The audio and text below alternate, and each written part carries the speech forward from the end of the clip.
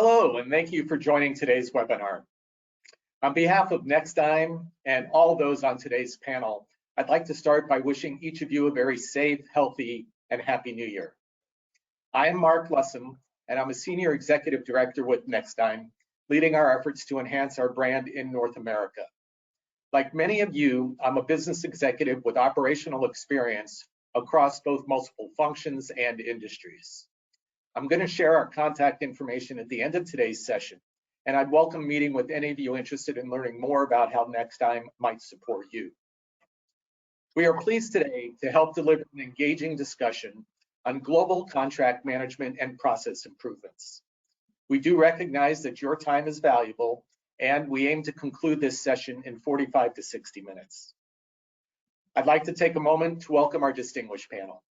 Roderick Wade is the Vice President in Contract Management with MedImpact. Corey Sumption, Senior Director and Commercial Counsel at eBay, and Kirk Sampson, Senior Director in Contract Management Services with NextDime. Now, I'm going to begin today's broadcast with a brief contextual overview of today's topic. I'm going to then moderate the expert panel discussion, and it will be followed by some of your questions. So before we begin, please do note that you are in listen-only mode. If you have any of those questions, please share them with us through the question box on your control panel. We will address them towards the end of the session, as I mentioned, or if not, we'll get back to you in writing after the broadcast. So let's get right to the presentation. In recent years, the world of contracting has changed dramatically, and I think you'd agree with that. Contracting processes are more reliant on innovative technology for its reach, ease of use, and improved tracking capabilities for obligations. Today's contract management programs help ensure uniformity of contracts across an enterprise, whereas previously there may have been variations and gaps among different business units. Groundbreaking technologies, such as tech-driven tools that are used for obligation tracking, data storage in the cloud, electronic signature programs, contracts reviews, and negotiation support, they've all contributed to improved methods and speed at which contracting is being done. Contracting has also become increasingly international in scope due to global integration of both online and traditional businesses. We listed some of the universally common global challenges at the center of this slide. This has created a more complex legal environment with competing obligations on issues such as data privacy, data protection, and environmental and safety requirements. The increasing complexity and uncertainty underscores the need for businesses to unify their contracting process. Across the globe, there's a need for transparent platforms to better track variations in jurisdictions and their numerous obligations. The classic model of relying on an internal paper and ink legal office, it's just not viable in today's modern business environment. Market-leading companies with foresight have embraced technology to unify, simplify, and effectively manage their agreements. Harvard Business Review cites that inefficient traditional contract management is causing organizations to lose up to 40% of the value on a given deal. Now, as you read the posted inefficiencies at the top right of this slide, I invite you to ask yourself if any of these ring true for you and your organization. Might you be losing value simply due to missed deadlines or compliance and regulation violations, disregarded renewal dates or lack of clarity in renegotiation terms, difficulty in finding and retrieving contracts, and or the risks associated with paper-based processing of contracts? All of those are potential risks, and there's more. With the growing use of global service centers for everything from customer support to IT expertise, RightSourcing some or all of the contracting management process is increasingly popular. By servicing multiple clients, global service centers enhance the value proposition because they're better able to refine and deliver best practices by leveraging technology. Accessing these centers can substantially and very favorably impact business operations. In so doing, companies across the globe access global consulting expertise to augment their legal and administrative staff in a cost-effective manner. Leveraging a global service center for contracting can generate up to 45 or 50% savings in legal staffing costs and help improve both legal and procurement efficiencies. So with that as a stage setter, that brings my presentation to a close. Today, we're going to hear from contracting executives in the healthcare and e-commerce sectors. They're going to share their perspectives on process improvements that global contract management services can offer.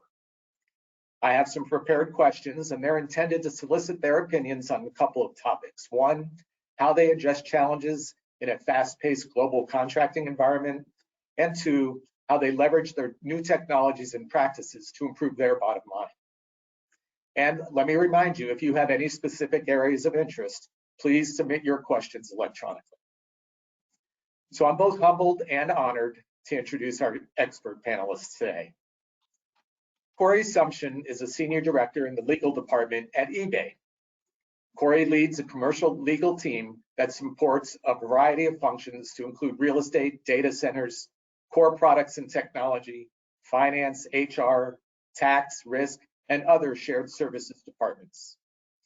An advocate of leveraging technology for the in-house legal space, his teams have streamlined processes by automating routine functionality and integrating artificial intelligence into contract review and analysis.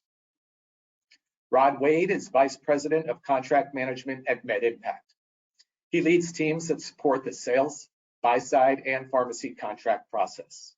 He also leads his firm's procurement and vendor relations teams. Rod's teams provide all contracting and negotiation support to all functional areas. Outside of his daily routine, Rod is a member of the World Commerce and Contracting's United States Council and is recognized as a World CC Fellow. Kirk Sampson is a former US diplomat and an experienced business strategist with proven success managing in volatile, high-paced, high-stakes environments. He's an attorney in good standing with the Illinois and Wisconsin state bars. He's also a former business consultant and a US Air Force veteran. I'd like to welcome all three of you gentlemen here today. And let's kick off the questions. So Corey, without further ado, I'm going to start with you and start with somewhat of a broad question. How has the contracting world changed in the last decade? That's pretty broad, but more specifically, what do you see as the most important development for companies that are trying to decide what structure is best for their businesses? Great, thanks, Mark. Appreciate the introduction and appreciate everyone who joined this webinar today. Really excited about this topic. There's a lot that has been developed in the past several years that has really proliferated how contracts, the contracting process, the way that things are analyzed and looked at has really evolved.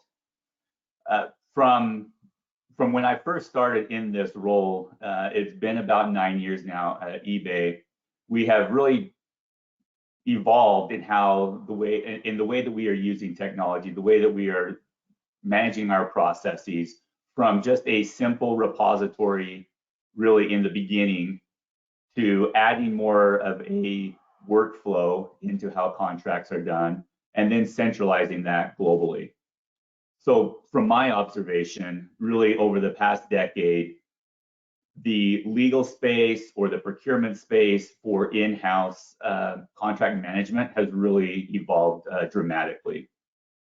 From what I'm seeing, there's a lot more reliance on the contracting process, particularly around electronic approvals and signatures, so that you're not emailing or passing around paper contracts. Centralized repositories, so that you can do easy searching, provide metrics, run reporting, those types of things that you can get from having everything in one location. And the other thing that we're seeing from kind of the outside in is that there's a lot more scrutiny now from global regulators, a lot of times around privacy, around data sharing, and what are the contractual obligations that we have around those, and how do we quickly identify those and be able to show them when requested. And then just the internal questions, and some easy ones. You know, maybe it's just something like, where is our, where are our contracts? Where are the venue, choice of law, for our contracts? Or how many do we have with this entity versus another entity? If you're a global company or you have multiple businesses that are under your umbrella. And so there's a lot of areas where in the past you would maybe go through a spreadsheet, or you would have to go to a file folder and try to find these requests and produce that. But now with the advent of contract management systems, and I would not necessarily say the advent of them, but the evolution of them, and I'll talk a little bit more about that as we go throughout this discussion this morning.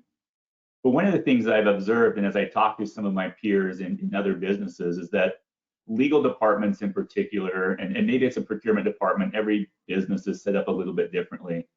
But what I kind of observed and seen in many instances is that we're kind of a late adopter, I think, of technology for whatever reason.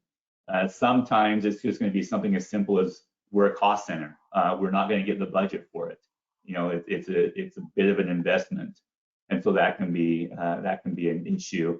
And sometimes it's just that we're stuck in our old ways. And I think legal in general has come a long way in adopting new technologies, but I think they lagged behind earlier on.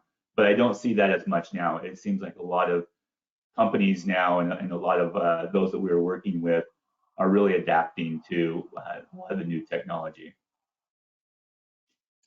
I thank you. It was a broad kickstarter of a question, as I mentioned, and you handled that very deftly. I took a note, and maybe we'll come back to this a little bit on the business justifications and adoption of technology. I thought that was interesting. You know what, Rod, I'm going to turn to you here now, if you don't mind. Like eBay and Nextime, I'm looking at the audience. There's many companies represented that are global, and MedImpact impacts are globally as well. So maybe you can comment on the challenges of running a contract management system in such a global business environment. Well, thank you, Mark. And as Corey said, thank you for the opportunity today to present. You mentioned this in your introduction, right? Variation. So I think the word that sticks out to me is variability in the global markets, right? And Corey touched on some of those in terms of regulations. You have concepts of forms, what forms are required. You have language differences. And so all of those things come to play in the process of working in a global environment. So MedImpact is a healthcare systems provider in the pharmaceutical benefit space. Our primary operations are domestic in the United States, but we do have foreign markets, both within North America, Asia, Southeast Asia, Middle East, primarily where we're located. And I think that variation is quite interesting in terms of convention. So what are the processes you go through to contract in certain jurisdictions versus others? The language I mentioned. I've got numerous multi-language contracts, which are both in English and the domiciled country's language, primary language. Always an interesting thing to look through.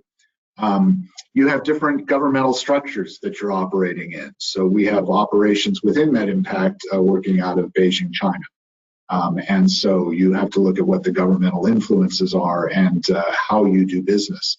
And all of those come to bear in terms of contracting and what the scope of the contract is and what you can do to manage that. So I think the challenge really is then in collecting that. MedImpact, and I should point out that my contract management and procurement groups sit under finance in our organization. I'm not an attorney, but we work closely with our legal team and corporate services, our general counsel and our staff attorneys.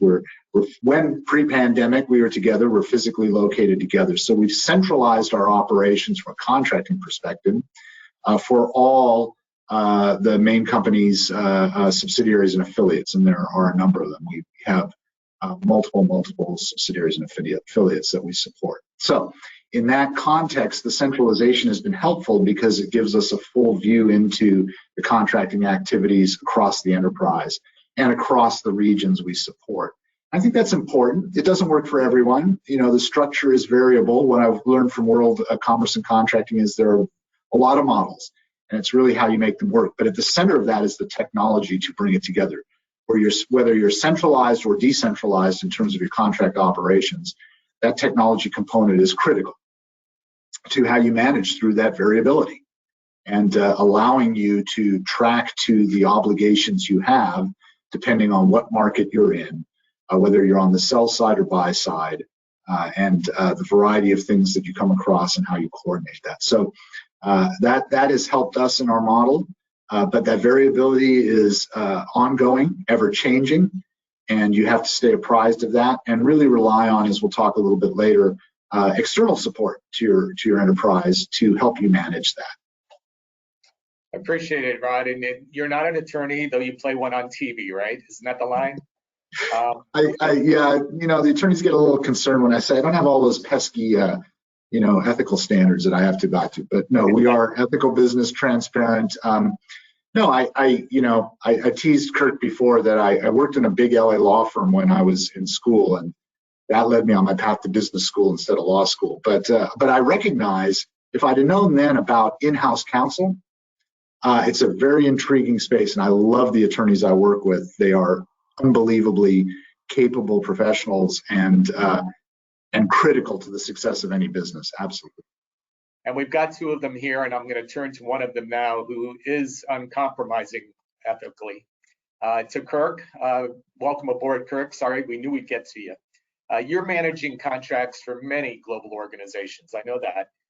How should consulting companies, third-party providers like NextTime, how should they help their clients apply these emerging technologies? Thanks very much, Mark, and thanks to Corey and Rod for starting us off so well. Consulting companies exist to make life easier and business more efficient for their clients. It's that simple. So in the case of contract management services, the role of a consultant is to help companies identify where they have strengths as well as weaknesses, and then provide them with a slate of possible solutions that match up best with their long-term interests and, yes, their budgets. So each company will have, as Rod mentioned, unique requirements and interests. So a good consulting company will have broad, proven experience in different sectors and different geographies. And the relevant contracting technologies will be something that they're deeply familiar with so that they can walk their client through the options and find the best fit for that company's area of business, their global interests, and their vendors. The goal, Mark, really is to ensure that the company can take advantage of what's on the market now and still be able to pivot and scale up and take on new challenges in the next stage or stages of their business growth. And as Corey mentioned, sometimes the legal field, they're late adapters. This is one where they can't really afford to be late adapters because the technology is changing very quickly. And as we saw during the pandemic, electronic signatures suddenly became, instead of a interesting idea, they became a must, right? As we were unable to meet in person or have these sort of normal contexts that we were used to, and it worked out very well. They had to change the law in certain places for them to be effective, but it made a tremendous difference to the contracting process. In any event, a good consulting company will provide a solution that fits immediate needs while still leaving room and flexibility for business growth and unexpected volatility, as well as exciting new technologies because there's new stuff arriving every day. All right, I appreciate it. All three of you, we started off gangbusters, so thank you.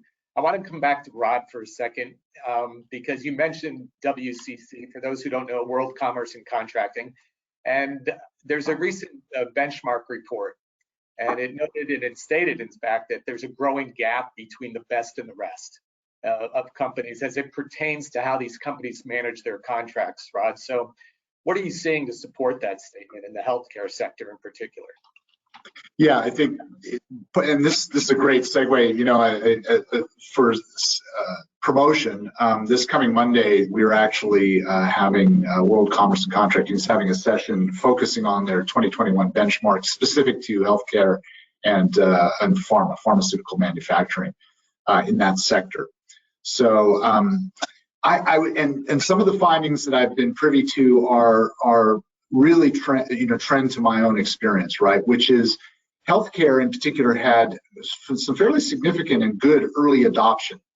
So early adoption of the tools, but the ability to then take that early adoption and really help grow it and mature it has been a real challenge in the healthcare sector. We've seen that it has not really met that promise. So in terms of the question about how do you support that growth, I think one of the challenges has to do with, depending on what line you're in, is complexity. So Corey alluded to some of the privacy issues that exist in the healthcare area that is significant. So if you're looking globally, you can look domestically at the health insurance portability, HIPAA.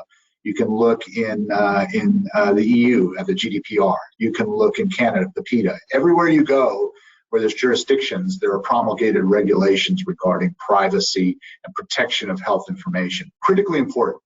And for our need to be transparent and demonstrating to both regulatory agencies, clients, and working with our suppliers to meet those same standards. And so I think our challenge is that consistency in the variability I was mentioning earlier in the global markets. So even if I just focus on the domestic market, there is a challenge in terms of standardization, right? So, many of you face this. If you're on the sell side, you're selling a program, you typically are using your own paper, your contract, and I should say paper, your digitized contract, your electronic contract that's being offered to the market. When you're on the buy side, you're typically reacting to suppliers' paper or digitized contract, their MSA SOW. And so incorporating your standards into someone else's contract model creates challenges, but we all know that base contracts, what I'll call the MSA on the buy side or the service agreement on the sell side, typically are structured very much the same. So the tools really lend themselves to that standardization. Then there are the ability to manage through variation, right? So alternate clauses and negotiated clauses. And if you start to compile that, I think the real promise of the tools, whether you're in a tool that allows an AI perspective, artificial intelligence review, whether you're there or not yet, you still have the ability to do comparisons and understand and group your contracts by line of business jurisdiction, the sell side, buy side. And those tools really provide the promise for greater efficiency. Greater efficiency results in less cost. And that's really what the focus is. So I'm excited because while there has been this exceptional growth, there are also great opportunities still to employ this. But I think that standardization against variability, and as has also been mentioned, the resources to make that happen, and then volume. So volume, I'll give my example is while I do a huge volume of non-disclosure and what we call in the domestic market business associate agreements, which is a HIPAA document in the healthcare space, and business associate subcontractors, the flow down of privacy protections through your supply chain, those documents are fairly standardized. And so standardization lends itself very well to the CLM tool space, where you can work with those efficiently, effectively, and your ROI on those tools is significant. They really do reduce cost and help you get more standardization. So we're going to find out more specific to the healthcare space from World CC in the coming weeks based on the 2021 benchmark. But I would say, if I had to generalize it, I would say there was good initial uptake, but we're struggling to find the real promise of the tools in the healthcare space. And of course, healthcare is very broad, especially in the US, whether you're in the physician space, prescriber space, pharmacy space, diagnostics, whether you are in the insurance space, whether you're an intermediary like we are managing certain networks, whether you're in specialized healthcare services, it's vast. And that variability, again, that difference among them creates challenges for consistency and standardization.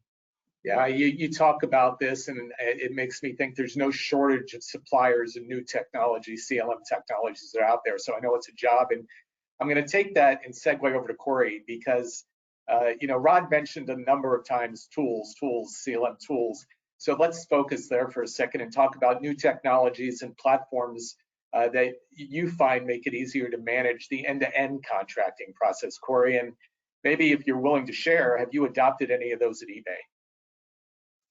Yeah, it's a great question, and I think the nice thing is, if you did a simple search out on the web, is there are many solutions out there right now that fit really almost any type or business size company that's out there. And I think that's really great, because I think when we have in our mind that we need this contract management system, it's this big, massive, undertaking. And sometimes that may be the case depending on the size of your company. But there are some, very simple workflow type contract management systems out there that will help get a contract from place to place, electronic approvals, electronic signatures, and really make that process very simple. So we've had 2 different systems now in my time at eBay. The most recent one we changed in 2017. And at that point, we moved from a little bit more of kind of a siloed approach, where we had a process in the Americas that was different from our EMEA side, that was a little bit different from APAC. And we changed to a global process in mid 2017. From eBay, it was mentioned earlier, sometimes you'll have a company that you may be more sell side or you may be more buy side. Well, we're a buy side company. We rely a lot on technology from other service providers, consulting services, and that to do a lot of the work that we do as a tech company. And so one of the things that we've had to do is, how do we then look at all of these various contracts that are coming in from all over the world for different services that need to be done, and how do we be and make that efficient? And so there's a few things that that we did. One is, we needed to find out, what is our business doing? We had some processes in place earlier on prior to looking into this system, and we were able to go out to a lot of our businesses in different regions and talk to them to find out, what would be easier for you, what would make this process easier, streamlined, and more efficient, so that we could get things done quickly. And then we also worked with our IT team, because we wanted to find out, if we are looking at a different technology, how is that to support? How does that integrate with other technologies? How can we be flexible when we need to make changes and adapt as the business changes and grows? And so there was a lot of initial upfront, kind of research internally to figure out, what is it that we need? What are we trying to solve for?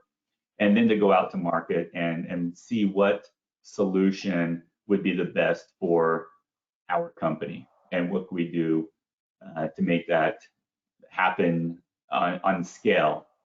So one of the things in several areas, and how we've adapted over the years. So it turned out that, I kind of say this tongue in cheek, but we found a solution that we wanted as a legal team. But at that same time, there was also a kind of a transformation on our finance side, and they found a solution that they wanted as far as an end-to-end process, from contracting all the way to POs and invoicing.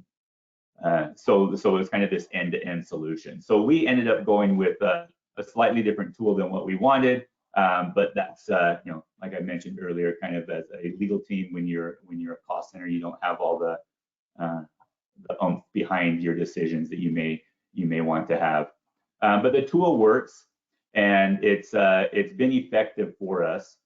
One of the things that I would add, as far as kind of the evolution of your company, and as you are looking into other things, it was mentioned, e-signature. So e-signature, if you haven't adopted it already, it was mentioned it became more predominant during this pandemic, when we aren't able to get things done, meet face to face, or do that type of work that maybe was done traditionally in the past. But another thing is automation. So one of the things that we found in our contract management system is, when we were on the back end and we were trying to route contracts for approval and then route them for signature, there were many steps that our contract admins had to take.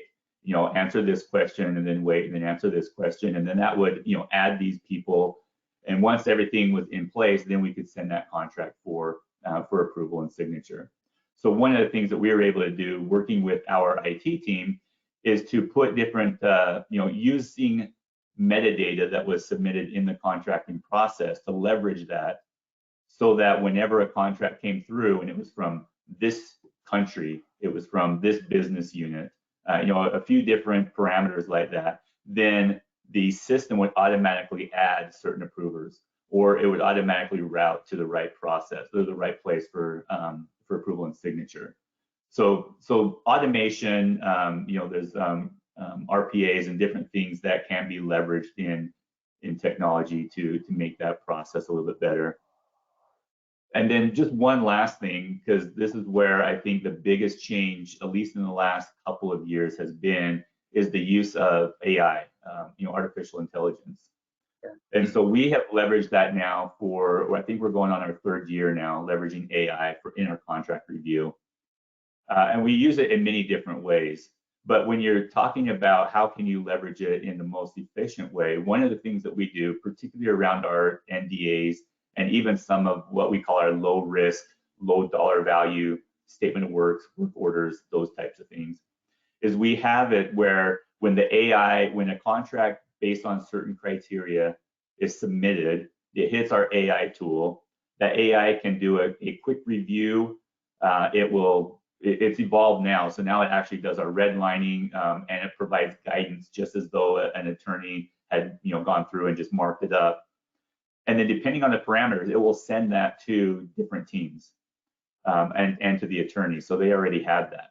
But where we find a big gain with that is, for example, NDAs and that I mentioned, those can go automatically to our offshore team. They can take a look at that using our playbook, that we've developed in-house and layered on top of this AI. They can use that as their guidance to quickly negotiate these types of deals. Really speeds up the process. The red lines are already there for them to understand, kind of what eBay's fallback position would be, and it really helps speed up that process. So that's really been one of the things that we've leveraged more recently that has helped quite a bit. You're pretty far down the adoption curve at eBay, I'd say. So congratulations on that. And it's interesting that there's so much collaboration with IT, with finance, and probably all the other functional areas as well. A quick note to the audience, when we assemble panelists for these webinars, we try to bring different perspectives so that it's of value to you.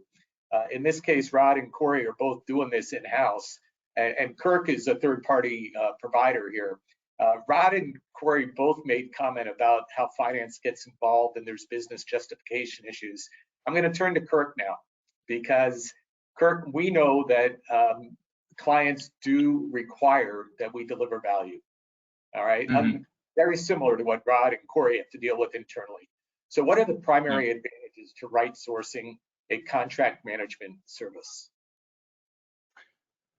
Yeah, it's an excellent question, Mark, and perhaps the savings I'm about to discuss can be used towards your technology solutions that you would prefer moving forward. I mean, RightSourcing, which is where we're talking about moving some of these services out of the United States to other markets, gives 3 distinct advantages to the companies we work with. So first of all, it gives companies the opportunity to leverage economies of scale.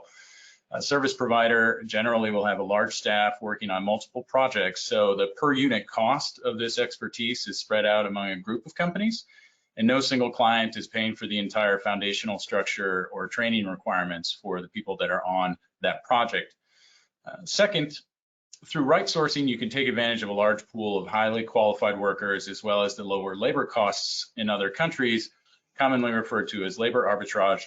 An experienced attorney in India, for example, is 1/10 the price of a comparable legal expert in the United States, and that's a huge cost savings for anyone, regardless of whether you're talking about 2 or 3 or 200.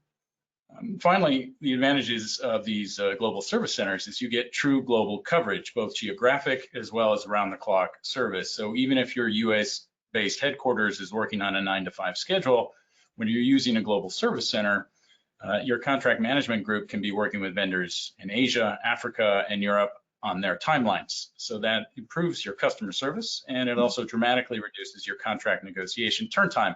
So these are the things that we try to work with companies on so that they can find value and put money into other areas, such as technology or higher level legal services as they move forward.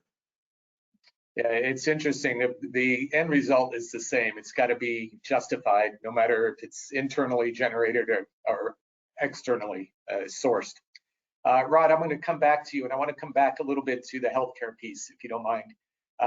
There's obviously been a number of changes in global privacy and healthcare laws, and that's complicated, and you've referenced this already, the contract management process from that impact. How is that done so? I mean, what is more complicated, or maybe you want to share some things that everybody would benefit from there? Yeah, I think, and Kirk was talking about this as you just mentioned, the collaboration, and you brought it up, Mark, as well, and what Corey described in implementing the CLM tool, the required collaboration internally. So I give you an example. One of our large areas are contact centers, call centers, right? So we have our own domicile within the US, but we have such volume that the economies of scale required us to look at outsourced opportunities. And there's the concept anywhere you are, whether you're domiciled in your own country, of offshoring. So moving a service to another country. And when you're dealing with calls, those are members, those are people who are obtaining healthcare services, in our case, working with their pharmaceutical benefit. And so there are really strict rules about offshoring of data and information, especially when you're supporting here domestically in the US governmental programs, whether it's federal Medicare, state-based Medicaid programs. There are strict rules about this. And so the technology ability to have a real-time offshore contact center being able to assist a member with information where that data has to be domiciled, locally, but available offshore, brings a lot of requirements. I mentioned some of the rules, throughout various jurisdictions that have come in place. One thing that we haven't talked about here, and I think is important, and it comes in the space in terms of dealing with privacy, healthcare information, and other types of data, are some of the risks associated with these regulations. So when GDPR came out in the EU, one of the big highlights were the penalties associated with breaches of those rules. And these had to do with percentages of EBITDA, and which are significant for large multinational corporations. Even for a company like ours, which is smaller in terms of our global footprint, you have to take notice of that. Well, conceptually, your contracts are designed historically. World CC, we're trying to make that move from risk-based dispute avoidance to really transactional and relational contracting, where you're talking more and focused more in the contract about the services and the products that you're providing and how you're going to do that efficiently and how it's a win-win for both parties. And so finding that balance with risk. So the risks are dynamic. They're ever changing, and you have to have access to information.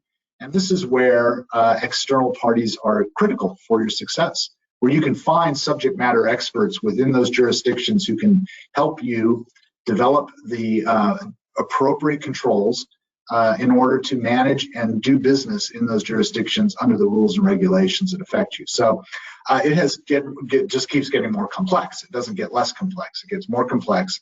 And so the technology solutions to manage that complexity are critical to your success. And I think that's what we see in the healthcare space. Privacy is one factor, but every business faces this, where there's a dynamism that's going on in their business spaces, their markets, that they have to adapt to. And technology really is the one solution that's cost effective to help you get there.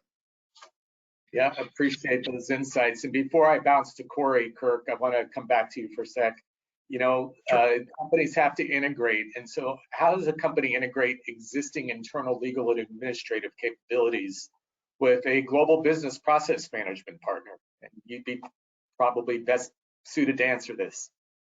Yeah, it's a great question, Mark. And I think, as we pointed out several times already, every company is different. But the onboarding process for a new company is essentially going to be the same anywhere you look. There are three major muscle movements that we have in the integration process that a client will see if they work with a global business process management company.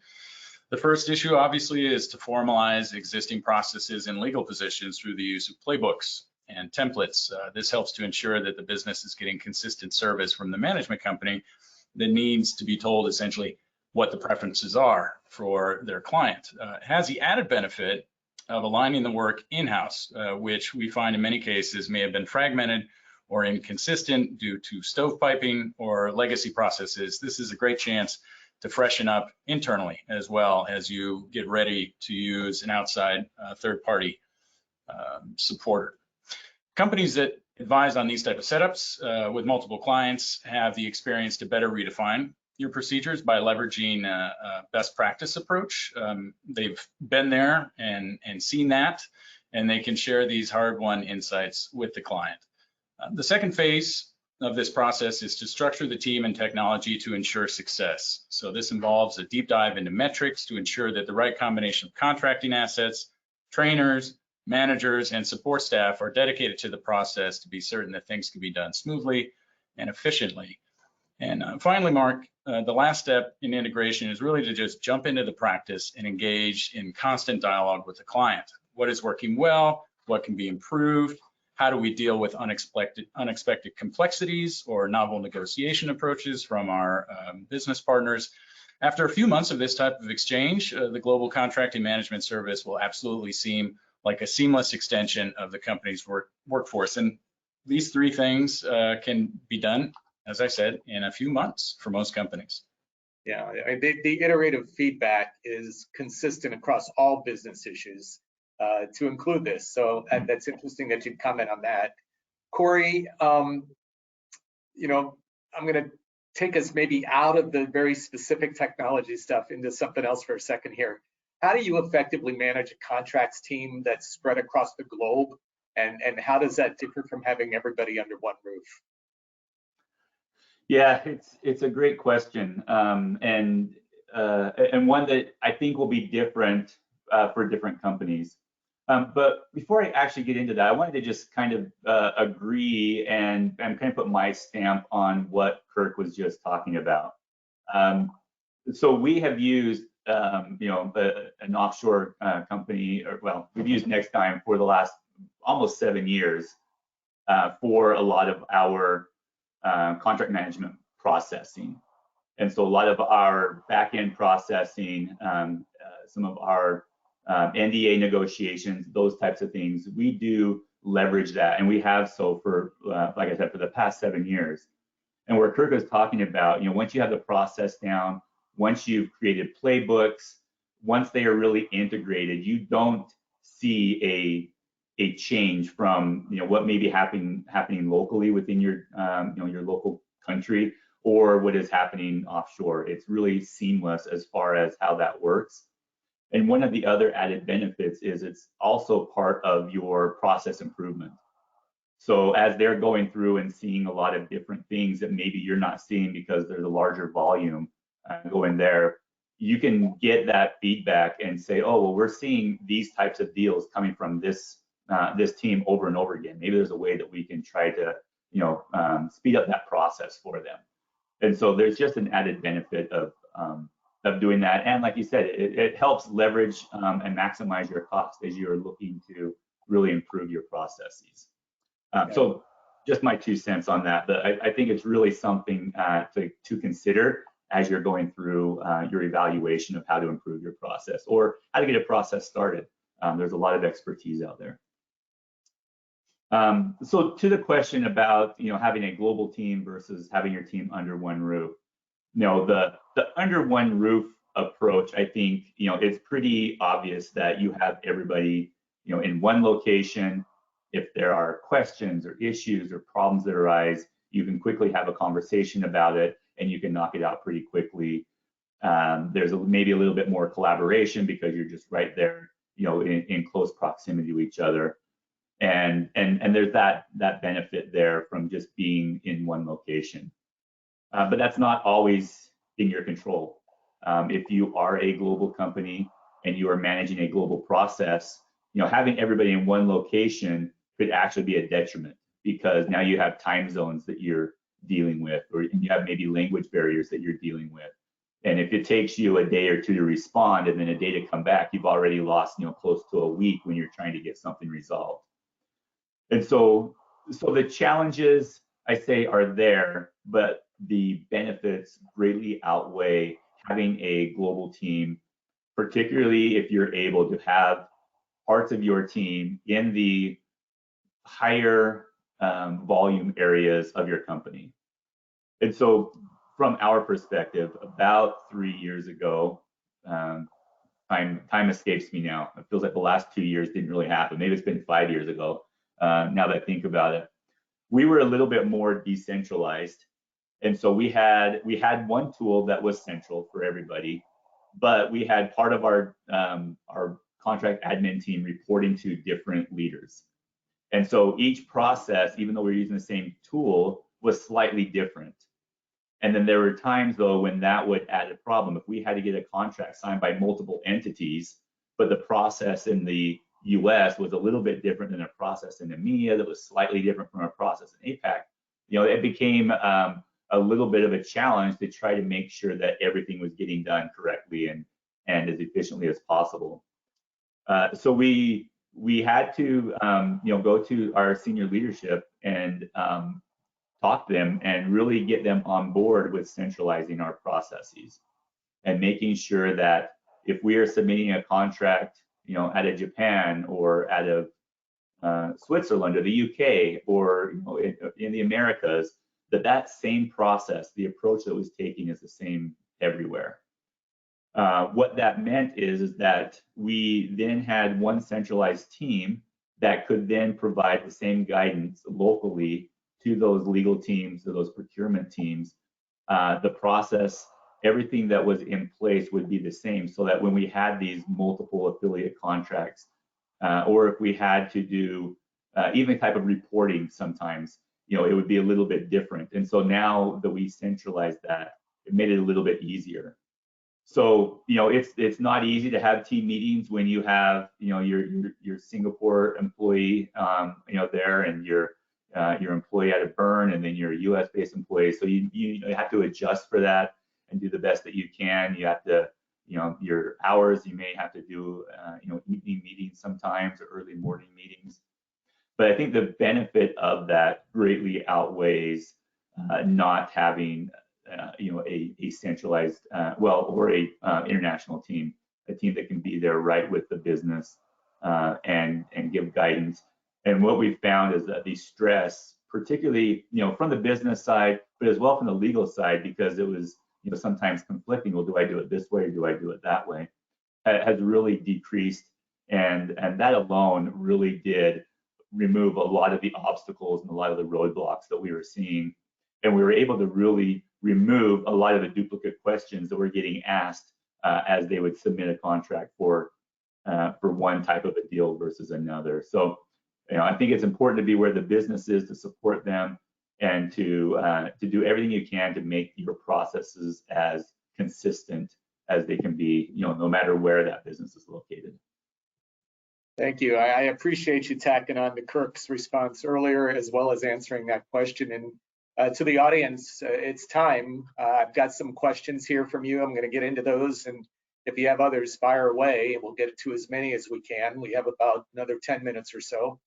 The first one's very, very easy. It's a simple yes/no, Rod.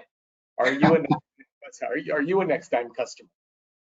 I am not. I'm not a next time customer. Mark and I know each other through World Commerce and Contracting. I have to be very careful about who I say I am a customer, because, as you mentioned at the outset, procurement reports to me, and I have an exceptionally talented and strong procurement lead, and she advises me consistently about what I say about potential supplier vendors relationships. So I am not currently, but there's always a possibility in the future. Well, I think the person asking the question was probably wondering if we stacked the deck. So thanks for clarifying that. But that is not our intent at all. So to you, why we've got you on the podium here, Rod. Sure. The contract process changes that Corey and Kirk and you've been discussing, does it make it more challenging for smaller vendors to competitively participate in the RFPs that your procurement people are probably putting out there? Well, it depends. It really depends on what the sourcing is. And I would say right at the front end, MedImpact has a significant commitment to diversity, equity, inclusion in our supply chain and our suppliers.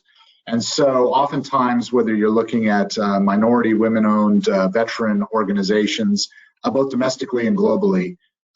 That's a very important piece. So it really depends. If the scope is very large, it can be very challenging for suppliers. If your requirements are significant, so if I'm looking at a sourcing where I'm going to outsource data and I come very heavy on the compliance and insurance requirements of a smaller supplier, that may be a challenge for them as well. And that comes back to your due diligence in the proposal issuance and review process to really vet those suppliers. So we try to do a lot of that up front and make sure that there's a realistic fit for those who are going to respond to that RFX, whatever it's information, proposal, et cetera. And so, so I said it depends. It really depends on what the scope is, what those requirements are. But we don't want to preclude any vendors because you know, you're looking for innovation. You're looking for something different. You're looking for people who will step in and bring you new ideas. And that should be, you know, oftentimes that is in those smaller startup, new to market suppliers and providers who have really important services to share with you and capabilities that you want to know about. So I'm very careful on that side. Now on the sell side, yeah, we deal with some very complex, but again, what market are we in? If we're in servicing an employer domestically, you know, with 100 employers, it's going to be fairly standardized and cookie cutter, and those are pretty easy to respond to for my teams. But on the other side, on very complex ones, we have a trend these days in the healthcare space that are referred to as executable contracts, and what those are when you submit your bid, we want you to submit a fully drafted contract for those services, inclusive of all price points and services you're committing to in the proposal.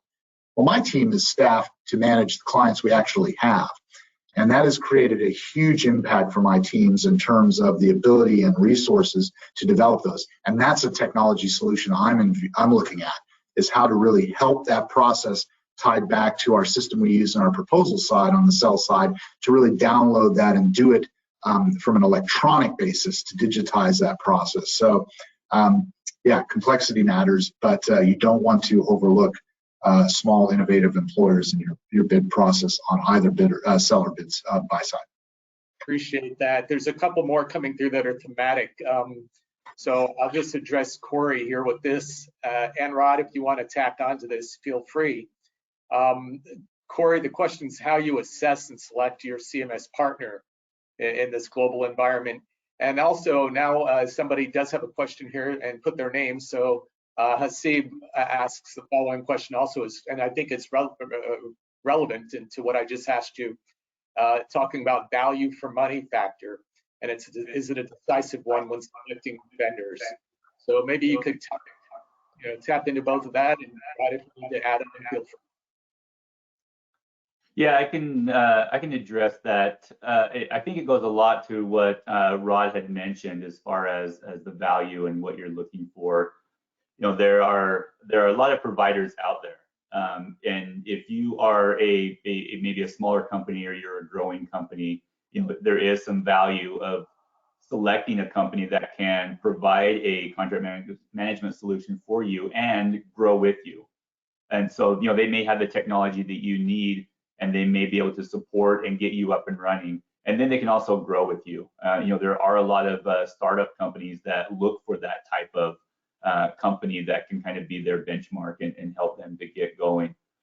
And then, you know, there are going to be those that, you know, they may focus more on the buy side of things, or they may focus more on the sell side of things. And so you have to really evaluate what it is that you're looking for. And you know, from my perspective, you know, we do have a fairly mature process already, and so we would be looking at a more matured company for the most part that has a proven you know, global footprint, and that can you know, can show that they can do that and have done that. And so there's always that cost benefit analysis with everything you're doing. You know, is there something that is going to help you right now that can get you up and going?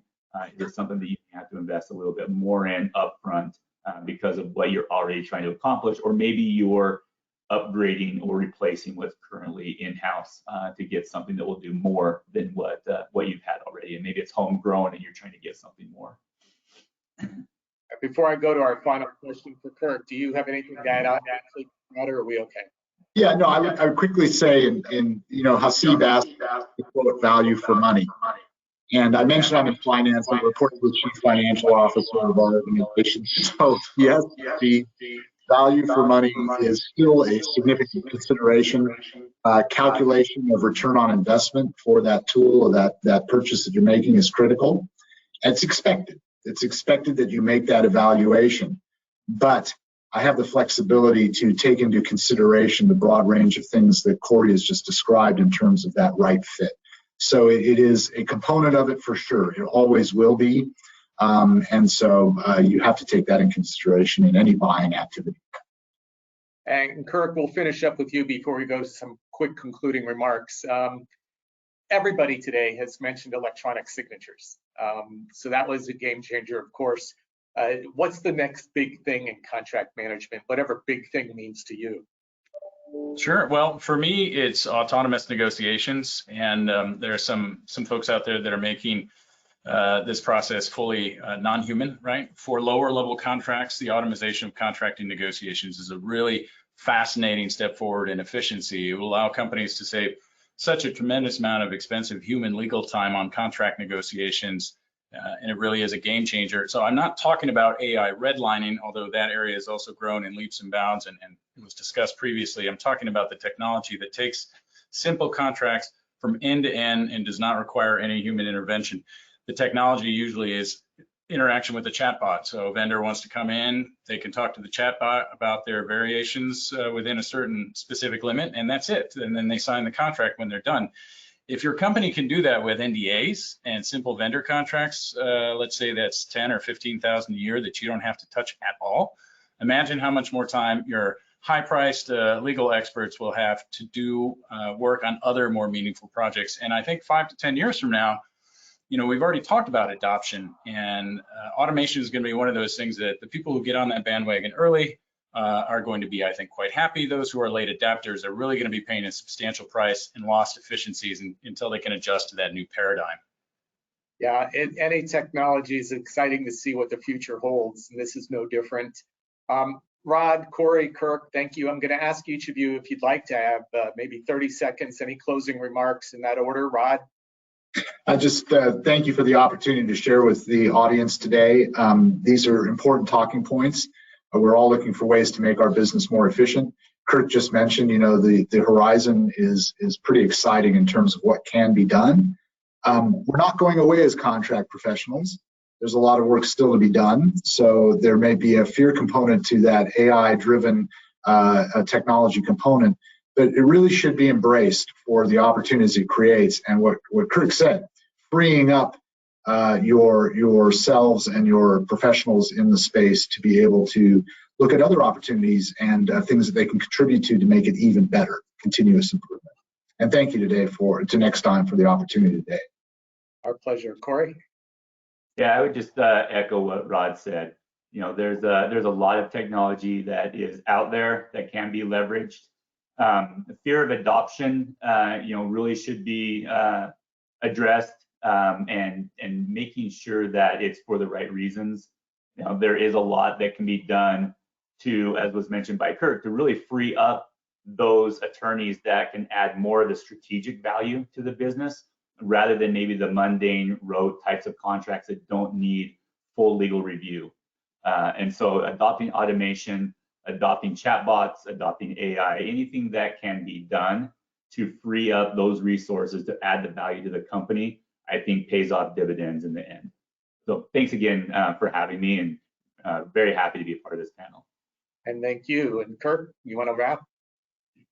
Yes, well, thanks to everyone, including Mark, for his presentation expertise today. I would just like to once again say that lawyers are not going away. Sorry, Rod. But what we are becoming is, I think, a little more savvy on technology needs. That's one of the areas where lawyers have had to learn. We are dealing with a lot of technology that is new to us, and if you want to be effective in this contracting space, the legal folks need to know what's out there and how to use it effectively as well. Well, I'd like to thank all three of you. You've been very kind in thanking us, but thanks to each of you, I'm quite certain that the audience took away some good perspective on contract management strategies at whatever stage they're in. To the audience, I want to thank you for being here today. Our objective was simply to add value to your current or your future contract management strategies and provide you with some insights and views and learnings of experienced leaders like the three gentlemen that you heard from today. So we hope we met those objectives. I want to thank every one of them. First of all, to you, listeners really from across the world, to Rod, Corey, and Kirk for all their contributions here today. To our platform partners, Mondac, thank you for organizing the webinar. And to the team at Next Time, thank you so much for working behind the scenes as you always do to make these very successful. I do want to invite all listeners to connect with us and discuss how Next Time can work hand in hand with you and your organization if need be. If you have any questions in line with today's discussion that we were unable to address due to the time constraints, please reach out to us at thinknext@nexttime.com, and our team will be very happy to respond offline. Across the globe, we do think next at Next Time, and we invite you to do the same. We welcome your feedback on today's presentation. Be vigilant and stay safe. Thank you and goodbye.